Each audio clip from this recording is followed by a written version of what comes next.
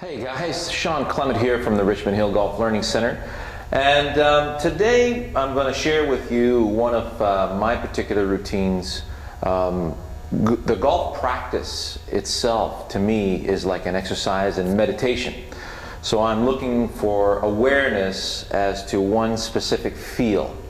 And one analogy slash feel that I've been working on with many students that have really helped in our winter supervised practice sessions is, so I'm going to describe the situation, right?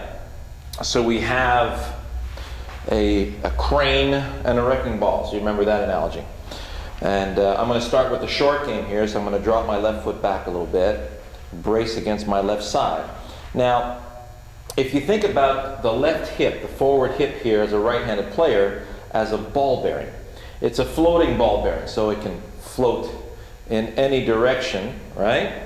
So what we want to do is stack ourselves on top of that ball bearing and make sure we feel stacked on top of that ball bearing back and through.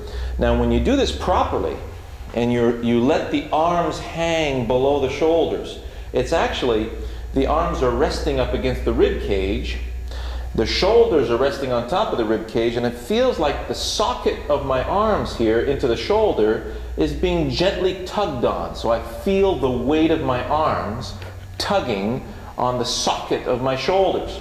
So I feel that gentle tug back and through, and I always feel like the only way to feel that tug is to be stacked on top of that ball bearing at all times. So that ball bearing allows the rest of my body, the feel of that ball bearing, allows the rest of my body to just simply rotate around that to conserve the sensation of this stack. And as long as I feel that the arms are being stretched out of their sockets at any given point during the swing, I know that I'm stacked. So I'm going to start by hitting 3-4 chips, focusing on the stacked sensation. Okay.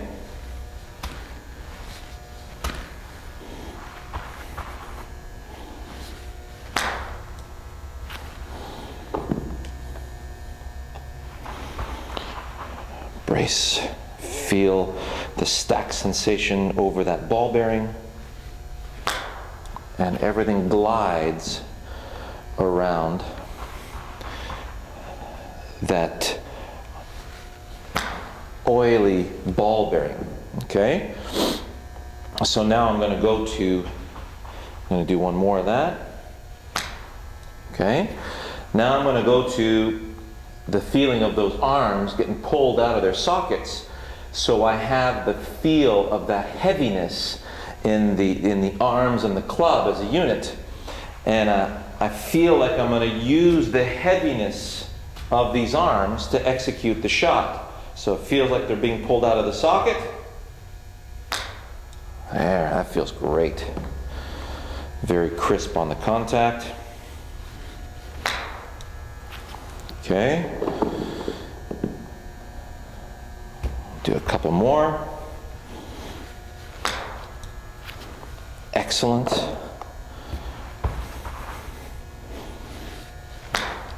Good.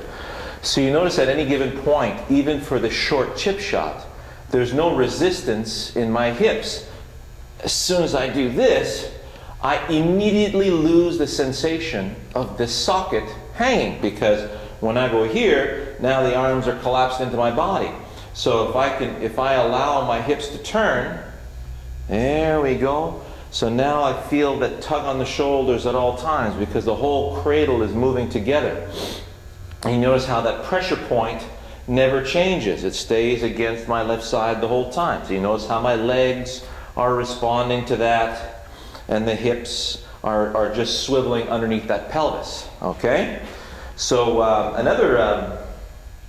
another really cool art of dance that you want to look at, and for all you guys out there, this is a lot of fun. And I know my wife has taken some of these classes and she's really enjoyed it. And my wife is not the kind, she's not that really adventurous type. She likes things the way they are. So she's not she doesn't really enjoy change that much. Let's put it that way. the art of belly dance. All right. Now, if you go to you want to search the topic belly dance hip twist. Okay, and I want you to look at the two kinds. So you'll see the first one. I'm not anywhere near that particular stage, but you'll see the first kind where they have the feet together and they're doing the hip twist, and you'll see how the knees are responding, and they've got a nice little analogy to that. And the other one is really cool because they lift the left foot onto the ball, so it kind of elevates the left hip higher than the right hip, and then you perform that swivel of the hips. Well, that is perfect for the golf swing, because when I'm braced against my forward side and I perform that hip swivel, that's exactly the kind of swivel I'm looking for. Okay? So, a quick exercise, you put your hands on your hips. You remember the weight shift video, Golf Pro Lesson weight shift, where I put my hands on my hips, bend forward. Now, if I brace against the left side from there, you can see that my right hand is lower than my left hand. Then I'm going to turn in that position. So you can see how the hip swivel underneath my pelvis forces my butt to move toward the target. Okay? So at the end of my turn, I should feel that my right hand is still lower than my left hand. Then on the downswing, there you have it. You can see how that belt line is tilted, the spine is tilted, and I'm in that position for skipping the stone, or hammering that nail into the door frame, or swinging a golf club through a golf ball. Okay? So have a look at that, and let's pursue with our little routine here. So now I'm going to go to a pitch shot, so this ball should be flying right over your head. So I get my posture, I'm going to go back to the stack sensation, and I'm just going to give it a little bit more momentum, hence more range of motion. Okay? So now, stacked. At any given point during the swing, I still feel that ball bearing effect. Feels like that ball bearing, my upper body is stacked on top of the ball bearing of my left hip, or against it. There it is. So I feel everything gliding around that. Glide, glide. Okay? And then if I go to the heaviness in my arms, now not that I'm going to hit the camera here, but it's hitting the net and almost falling onto the camera, so I'm going to move a tad to the right. Okay? Brace against the left. So as I'm braced, I feel the sockets of my arms being gently pulled on,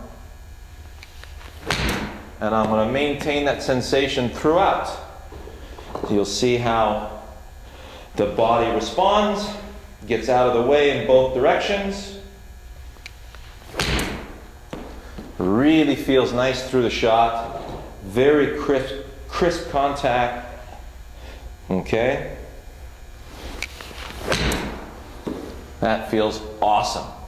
So during my routine, I'm going to take this from the wedge to a 9-iron to a 7-iron to a longer iron like a 4 or 3 to a fairway wood, and then to my driver.